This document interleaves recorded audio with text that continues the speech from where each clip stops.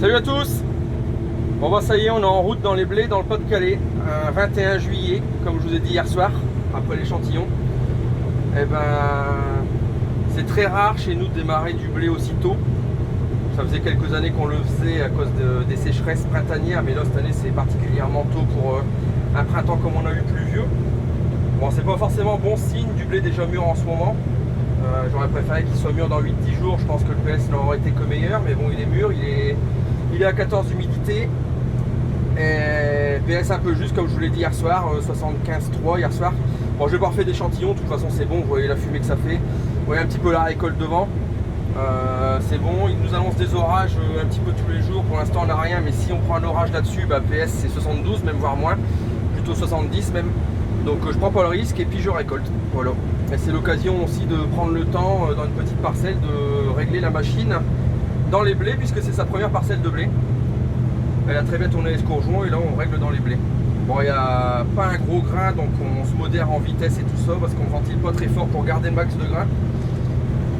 Donc on se modère un peu, on est à entre 3,5 et 4 à l'heure.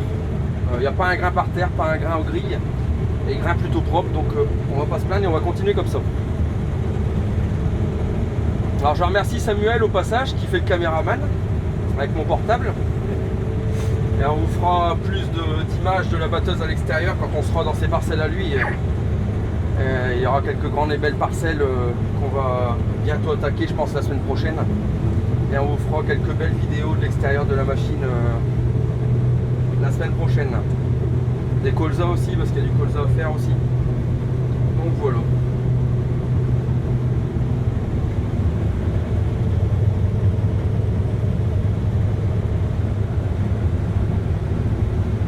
Alors, vous pouvez regarder là, il y a un rond, c'est ce que je vous avais expliqué il y a quelques temps dans le tour de plaine.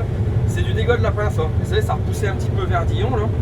Et c'est des ronds qui font quelques mètres carrés, qui ont été mangés pendant tout l'hiver pendant les lapins. Et bah, c'est des ronds qui pénalisent un petit peu. Bon, il n'y en a pas tellement, mais bon, c'est pas génial quoi.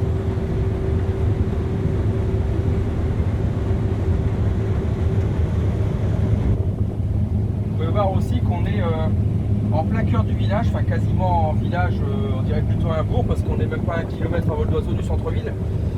Et c'est pas marrant du tout, c'est toute une organisation. Il a fallu faire un créneau avec la benne là-bas parce que l'entrée de champ est trop courte avec la largeur de la route pour rentrer la benne dans le champ.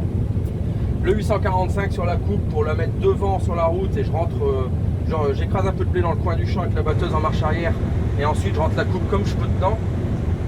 C'est les choix de l'agriculture périurbaine.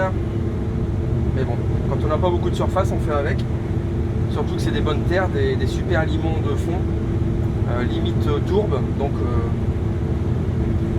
on s'adapte. Bon, je sais pas ce que vous pensez, mais la récolte a l'air assez homogène quand même. Il y a le pied. Le problème, c'est que il est tombé de la pluie pendant 6 semaines, tout le mois de juin, début juillet, 300 mm. Et ça, pour le remplissage des grains, ça pardonne pas.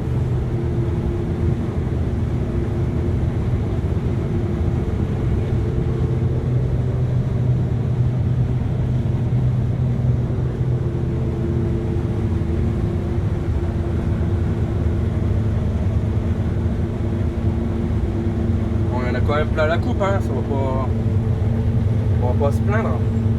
Le pied il est là, les épis sont là, mais le grain est pas très gros et les épis peut-être pas remplis à 100%. Donc, verdict ce soir.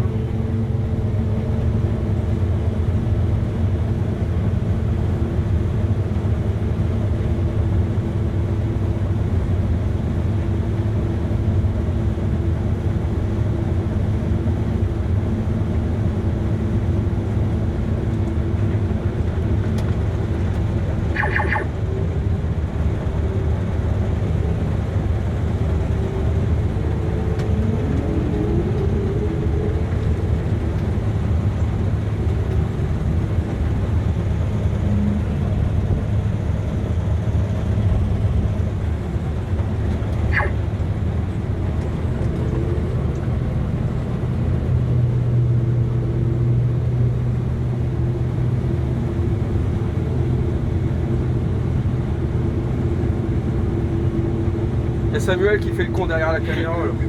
Mais je l'aurai pendant la moisson, je l'aurai. Je vais me venger.